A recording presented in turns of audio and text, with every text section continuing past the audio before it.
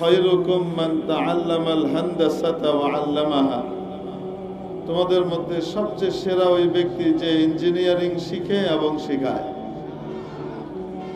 বলেছেন খায়রুকুম মান তাআল্লামাত তিব্বা ওয়া আল্লামাহু, তোমাদের মধ্যে সবচেয়ে সেরা ওই ব্যক্তি যে মেডিকেল সায়েন্স শিখে এবং শেখায়, ডাক্তারি শিখে এবং শেখায়। এরকম কি বলেছেন খায়রুকুম মান তাআল্লামাস সিয়াসাতা ওয়া আল্লামাহা, তোমাদের মধ্যে সবচেয়ে সেরা ওই ব্যক্তি যে পলিটিক্যাল সায়েন্স শিখে এবং অন্যকে শেখায়। এরকম বলেছেন। রাষ্ট্রবিজ্ঞান শিখে এবং শেখায়, রাজনীতি শিখে শেখায়, ব্যবসা শিখে শেখায়। কি বলেছেন? খায়রুকুম মান তাআল্লামাল কুরআন ওয়া আল্লামা, প্রত্যেকেই যার যার সেক্টরে সেরা। তবে গোটা পৃথিবীর মধ্যে সেরাদের সেরা যদি দেখতে চাও তাহলে দেখে নাও, তোমাদের মধ্যে সবচেয়ে শ্রেষ্ঠ ওই ব্যক্তি যে নিজে কোরআন শিখে অন্যকে কোরআন শেখায়। এই জন্যে হযরত ইমাম শাফি রহমতুল্লাহ আলাইহি এর বিখ্যাত মাকুলা আছে, উক্তি আছে। উনি বলেন আল ইলমু ইলমান, গোটা পৃথিবীতে যত জ্ঞান আছে জ্ঞানগুলাকে যদি যাচাই বাছাই করা হয় সব বাদ যাবে। জ্ঞান আসলে দুইটা, যেটা না হইলে চলে না, যেটা না হলে মানুষের বাঁচার উপায় থাকবে না। এরকম কয়টা জ্ঞান? ইলমুল আদিয়ান ওয়া ইলমুল আবদান। একটা হলো দ্বীনি ইলম, কোরআন হাদিস ফিকহ তাফসীরের ইলম। কারণ এটা যদি না থাকে তো মানুষ ইহকালেও অশান্তিতে পড়বে, পরকালেও চিরস্থায়ী অশান্তিতে পড়বে। ইহকাল পরকালে সত্যিকার অর্থে মানসিকভাবে বাঁচতে হলে ইলমুল আদিয়ান অর্থাৎ দ্বীনি ইলমের বিকল্প নাই। নাহলে মানুষ এর ইমানের মৃত্যু ঘটবে। ইমানের মৃত্যু ঘটলে সে চিরস্থায়ী জাহান্নামে নিপতিত হবে। আরেকটি হলো ইলমুল আবদান, শরীর বিদ্যা, ডাক্তারি বিদ্যা। কারণ এই বিদ্যা না থাকলে মানুষ রোগ ব্যাধির শিকার হয়ে দুনিয়া থেকে অতি দ্রুত চলে যাবে, মারা যাবে। মরণ ঠেকানোর বিদ্যা হলো দুইটা, একটা সাময়িক মরণ ঠেকানোর বিদ্যা, সেটা হলো ইলমুল আবদান, ডাক্তারি বিদ্যা। আর আরেকটা হলো চিরস্থায়ী মরণ ঠেকানোর বিদ্যা, সেটা হলো ইলমুল আদিয়ান, দ্বীনি ইলম। মেরে মুহতারাম দোস্ত, আসলে দুইটাই ডাক্তারি। একটা শরীরের উপর ডাক্তারি, আরেকটা রুহের উপর ডাক্তারি। শরীর নশ্বর, পৃথিবী থেকে শরীর যাবে, সে শেষ হয়ে যাবে। রূহ অবিনশ্বর, সে আযালি নয়, আবাদি। আল্লাহ তাকে সৃষ্টি করেছেন, করার পর থেকে তার কোনো আর মৃত্যু নাই। সে এক জগৎ থেকে আরেক জগতে পাড়ি জমাবে। পেটের ভিতরে উদর জগতে সে মায়ের পেটে এসেছে, তার আগে সে ছিল রূহ জগতে, ওখান থেকে এসেছে মায়ের পেটে।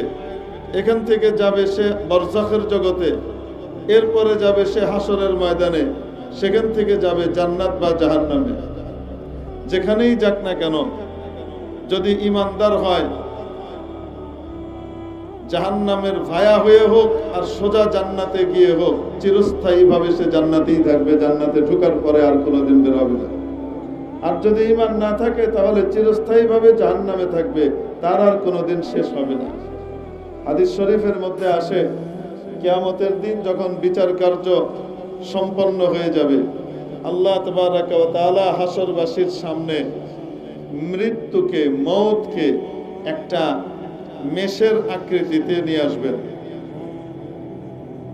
একটা দুম্বার আকৃতিতে নিয়ে আসবেন। এটা হলো মওত।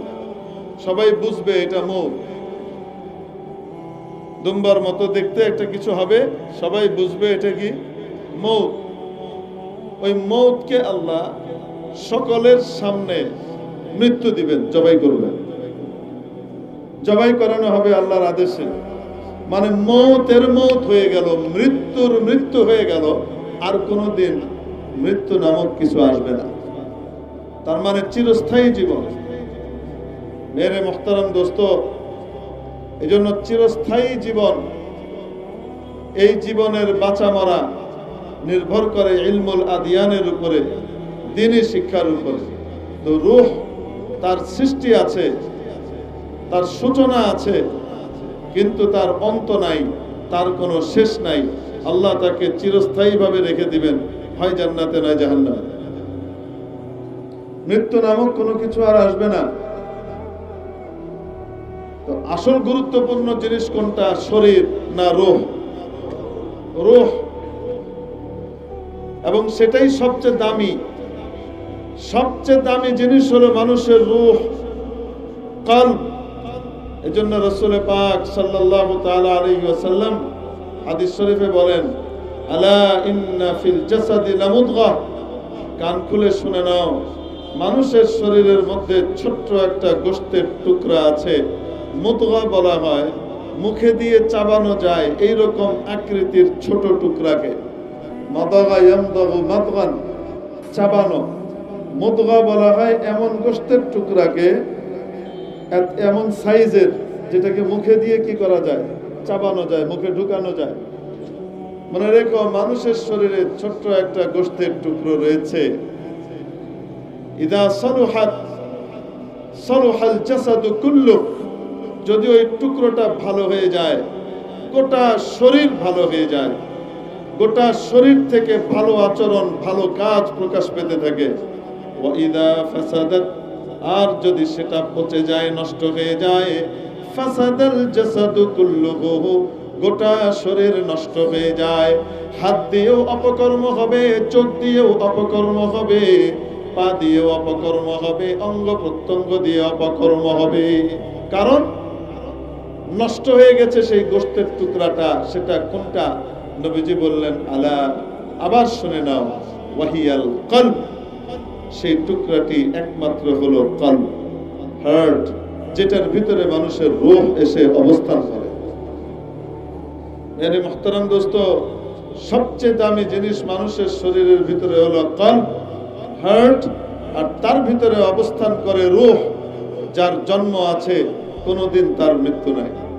তো এই উপস্থিতি, এজন্য বলছিলাম, শরীর এটা যদি কোনো কারণে পচে যায়, নষ্ট হয়ে যায়, শরীরের মৃত্যু ঘটে, তাহলে এই শরীর তো শেষ। কিন্তু রূহের যদি মৃত্যু ঘটে, তার ঈমানের যদি মৃত্যু ঘটে, তো তাহলে বলেন, এই রূহ কি শেষ হবে না চিরকাল থাকবে? যেহেতু চিরকাল থাকবে, তার আযাব, অশান্তিও চিরকালীন হয়ে যাবে, চিরস্থায়ী হয়ে যাবে, সে শান্তি আর কখনো পাবে না। তাহলে অধিক গুরুত্বপূর্ণ কোনটা, শরীর না রূহ? রূহ।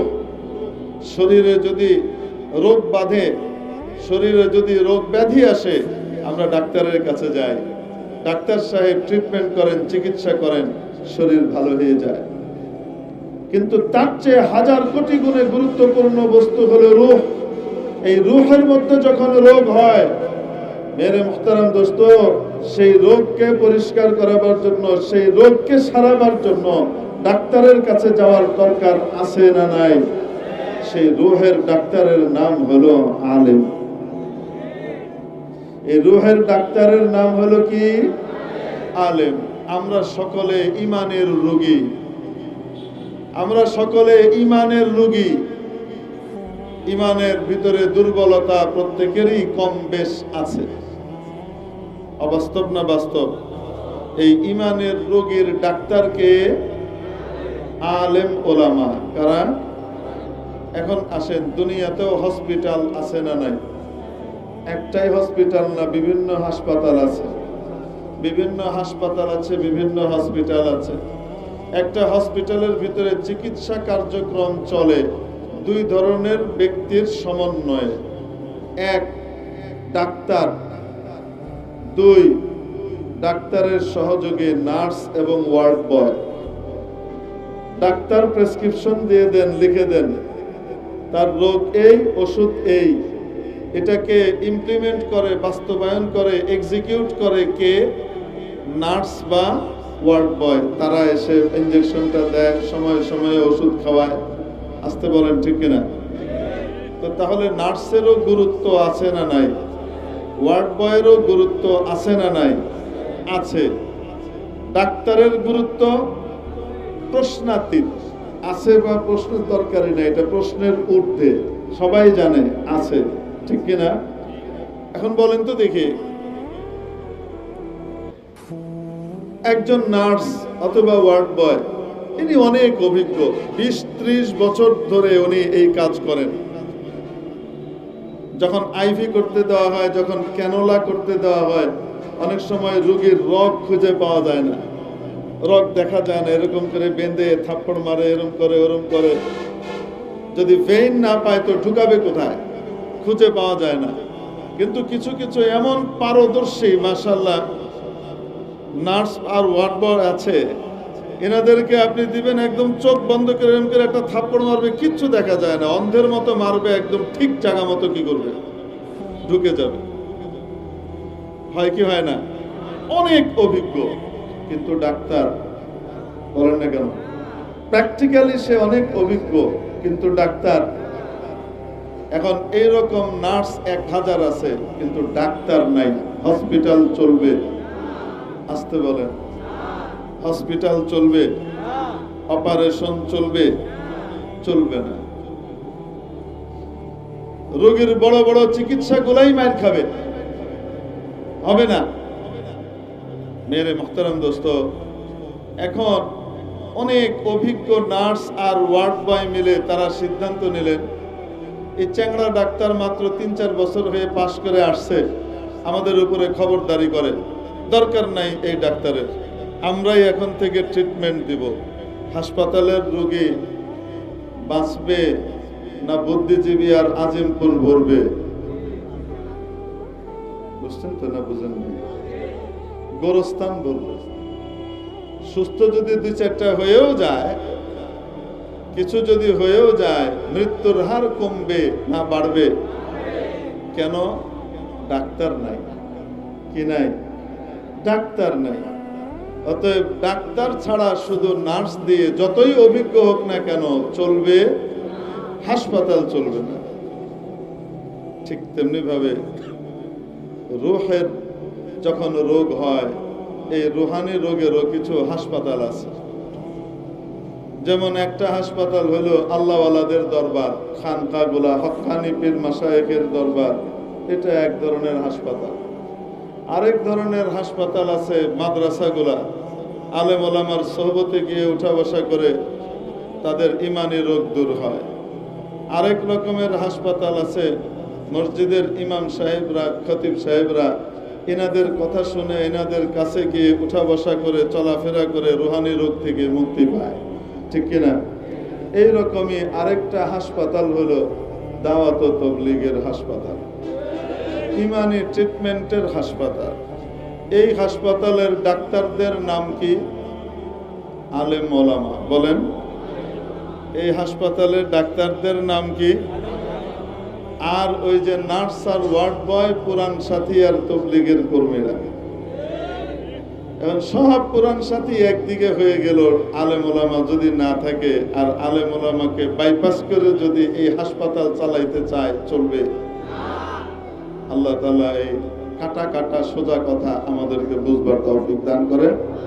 ওয়া আখিরু দাওয়ানা আলহামদুলিল্লাহি রাব্বিল আলামিন। সুলতানুল ওয়াইজিন দোয়া করবেন, দোয়া নিয়ে আমরা সকলে ইনশাআল্লাহ যাব। আসসালামু আলাইকুম।